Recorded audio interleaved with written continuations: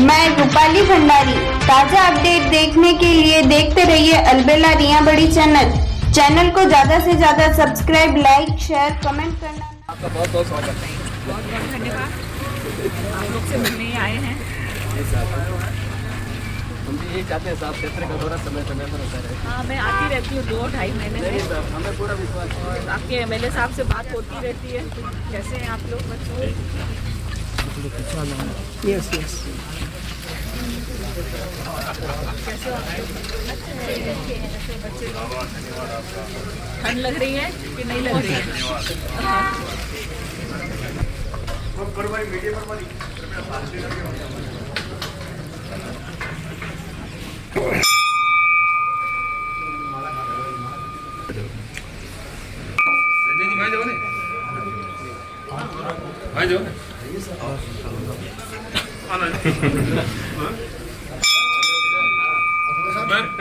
अरे ठीक है भैया थोड़ा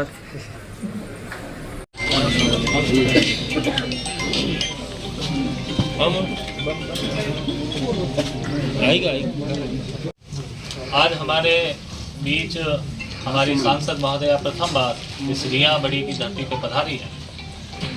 जब चुनाव प्रचार के दौरान आई थी आदरणीय महिमा जी, तो जब मंच का जिम्मा मेरे पास था तो हमने एक सुंदर संयोग की बात की थी कि मेवाड़ और मेड़ता, उसी प्रकार महिमा और मीरा और फिर मोदी, जिस प्रकार इन सब का एक समायोजन उसी क्रम में जिस प्रकार से दोबारा सांसद महोदय का हमारे यहाँ आना हुआ, तो इसमें भी एक सुंदर सहयोग बनता है कि महिमा का आना हुआ, मेड़ता में भाजपा का बोर्ड बना, चेयरमैन भाजपा का बना और ये सुहानी मावत भी आई। तो कुछ ऐसा ही भगवान का आशीर्वाद मेरा माँ का बना रहे। तो आज इसी क्रम में एक आगामी जन सुनवाई कार्यक्रम महाराजा विश्वराज सिंह राजतिलक हमने देखा, तो किस संयम और सभ्यता के साथ उस राजतिलक को हम सब ने देखा और उसके बाद जो समस्या है उसका किस प्रकार से सहजता के साथ इन दोनों ने सामना किया और कितनी शालीनता के साथ उस वैमनस्यता को हटा के एक सौहार्द बनाए रखा। और इसी सौहार्द की ये पूरा क्षेत्र, संसदीय क्षेत्र आपसे आशा करता है, तो इस कार्यक्रम को आगे बढ़ाए।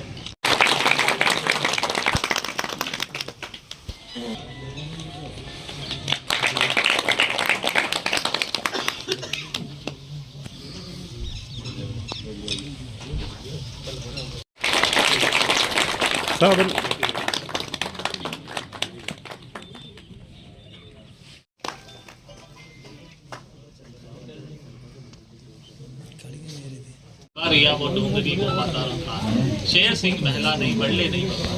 तो ऐतिहासिक रूप से भी इस रिया का बहुत अनुपम स्थान रहा है, लेकिन समय के आधार पर जैसे जैसे समय बदलता गया, अपने राजस्थान की सबसे बड़ी और सबसे पहली पंचायत समिति रिया बड़ी हुआ करती थी, लेकिन आज ये अपने मूल स्वरूप को खोती जा रही है।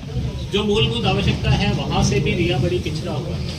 और अगर देखा जाए तो ये जो रिया पंचायत समिति है, ये जब अंतिम छोर पे आती है नागौर जिले के अजमेर से इसकी सीमा लगी हुई है। पूर्व में पाली, इस तरफ कुड़की। जब माँ मीरा के जन्मस्थल की बात करते हैं, साहिबा महिमा कुमारी जी और हमारे ऊर्जावान एमएलए साहब,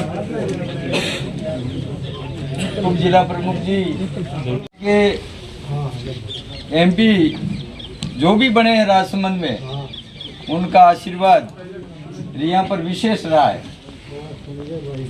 आज भी कई ऐसे ज्वलंत मुद्दे थे जो हरिओम सिंह जी ने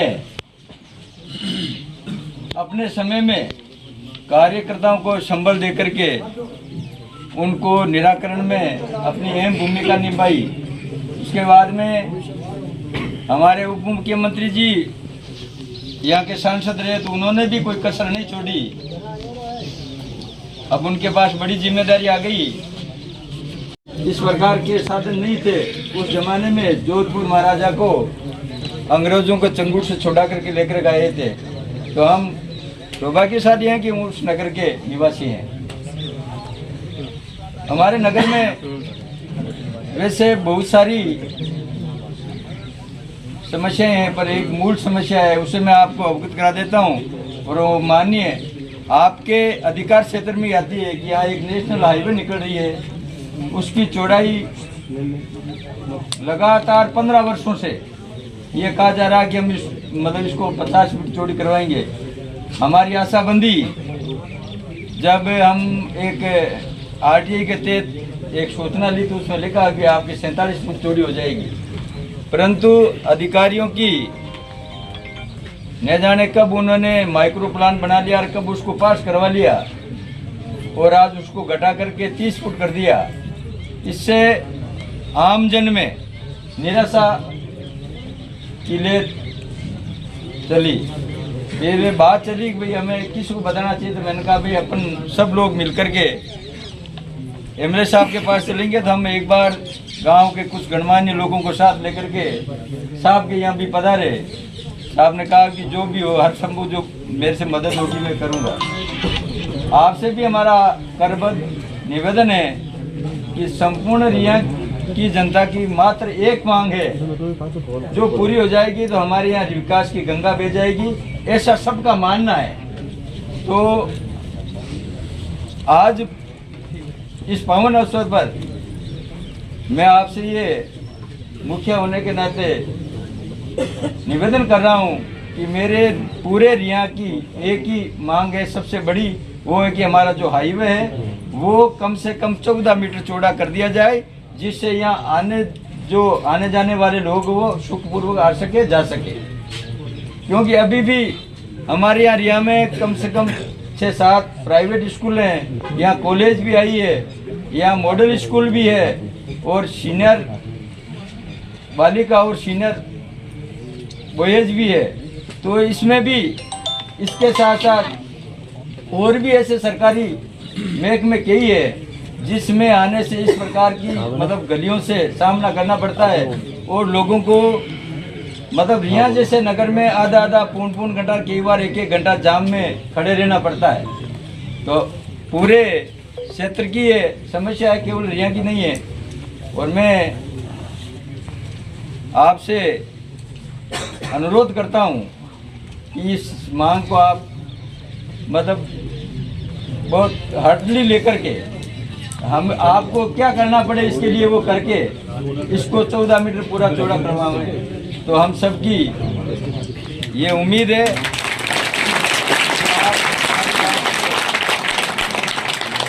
पटल पर रख करके इसकी ओर आप काम करवाएंगी।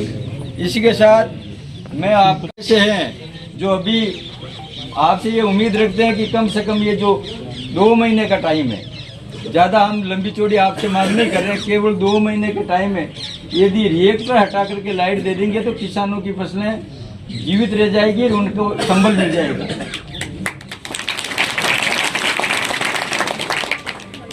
दूसरा, अभी हम सबके भारतीय जनता पार्टी का राज है और एक नहीं केंद्र में भी है, राज्य में भी है, हमारे एमएलए साहब हैं, आप हैं, मतलब चारों ओर से कड़ी जुड़ी हुई है। उस समय भी यहाँ के जो अधिकारी लोग हैं वो कार्यकर्ताओं की सुनते नहीं है और कार्यकर्ताओं को इस प्रकार की मतलब उनकी मानसिकता बनी हुई है कि कार्यकर्ताओं को टिश्यू पेपर समझते हैं। जैसे सही बात है,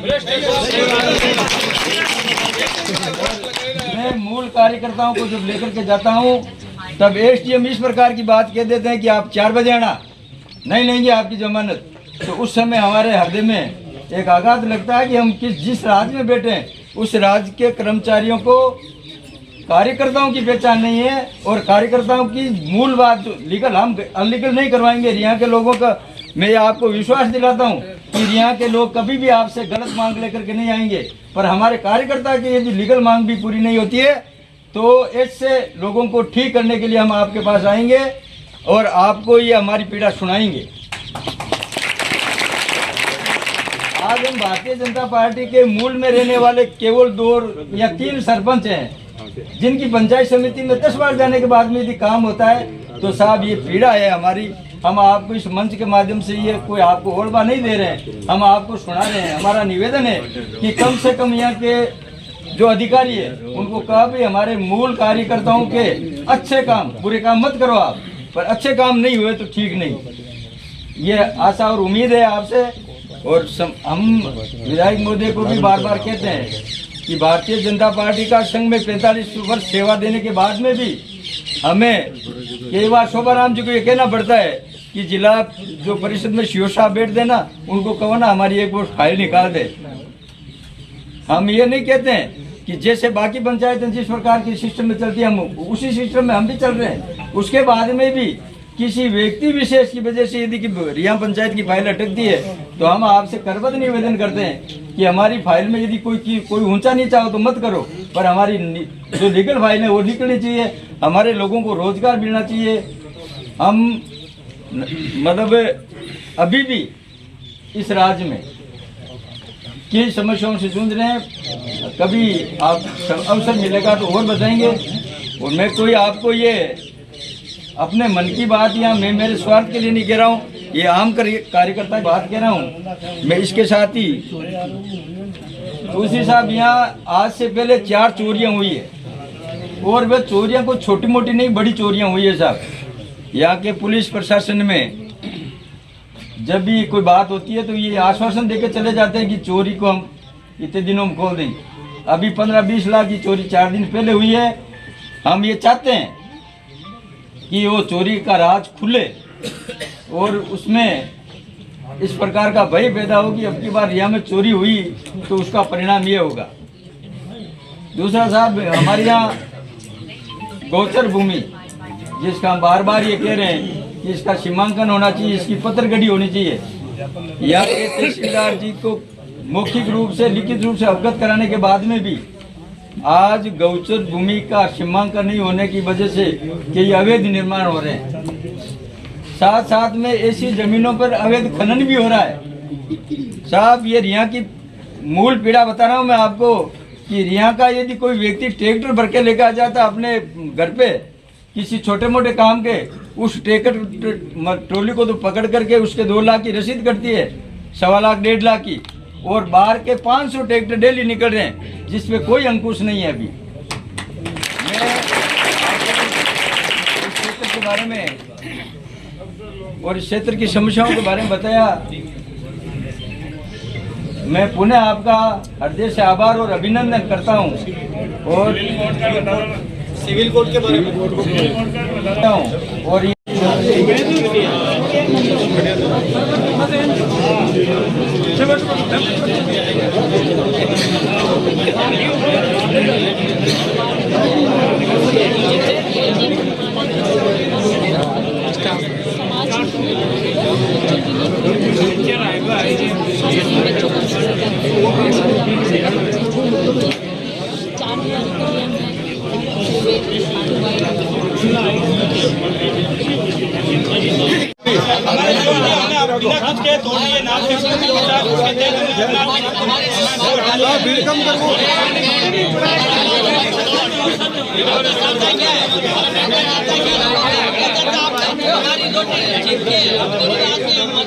आपको क्या चाह रहा है आगे आगे